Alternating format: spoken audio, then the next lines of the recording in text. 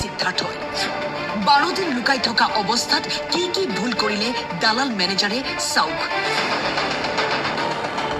সিদ্ধাৰ্থৰ হাতৰ পৰা CIDয়ে জব্দ কৰিলে জুবিন গাৰ্গৰ মোবাইল ফোন, যিটো মোবাইলৰ পৰা আৰক্ষীয়ে লাভ কৰিলেহেঁতেন বহু তথ্য। সেই তথ্যসমূহ নিশ্চিতভাৱে ডিলিট কৰিছে সিদ্ধাৰ্থই নিজক বচাবলৈ। সিদ্ধাৰ্থই জানে এইবাৰ কোনেও তাক বচাব নোৱাৰে। সেয়ে চালাকি কৰি মূৰ খটুৱাই গুগল খুচৰি আৰক্ষীৰ চকুত ধূলি দিবলৈ সৰ্বতোপ্ৰকাৰে চেষ্টা কৰিছে। আনকি দিল্লীৰ পৰা ৰাজস্থান তাৰে মাজত কেইবাটাও স্থানলৈ ঘূৰি ফুৰিছিল, পলায়নৰ চেষ্টা কৰিছিল, কিন্তু নহল। জুবিন গাৰ্গৰ মোবাইলটো নিজৰ লগত ৰখাটো প্ৰথম কথা, আটাইতকৈ ডাঙৰ ভুল কৰিলে। তথ্য ডিলিট কৰি তাতোকৈ ডাঙৰ ভুল কৰিলে। অসম আৰক্ষীয়ে কি কৰিব নোৱাৰে সেয়া জানিবলৈ সিদ্ধাৰ্থই কেইবাটাও জনম ল'ব লাগিব। আৰক্ষীয়ে যিদৰে জাল পাতিছিল সেই জালত ভৰি দিলে শ্যামকানু মহন্ত আৰু সিদ্ধাৰ্থ শৰ্মাই। 12 দিন লুকাই থকা অৱস্থাত শ্যামকানু আৰু সিদ্ধাৰ্থৰ মাজত হোৱা যোগাযোগ নিশ্চয় ধৰা পেলাব আৰক্ষীয়ে। কেনেকৈ দুই অভিযুক্তৰ বাবে আজি জুবিন দা নাইকিয়া হৈ গ'ল।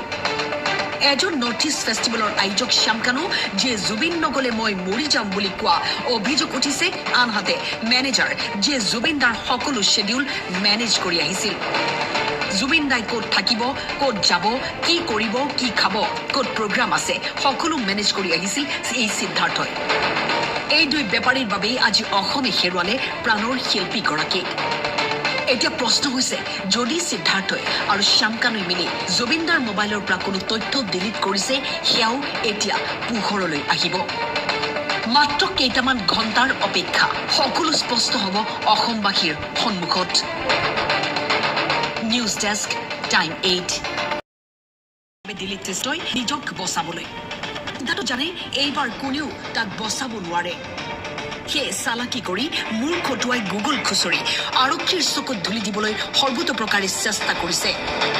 আনকি দিল্লীৰ পৰা ৰাজস্থান তাৰ মাজত কেইবাটাও স্থানলৈ ঘূৰি ফুৰিছিল, পলায়নৰ চেষ্টা কৰিছিল, কিন্তু নহল। জুবিন গাৰ্গৰ মোবাইলটো নিজৰ লগত ৰখাটো প্ৰথম কথা,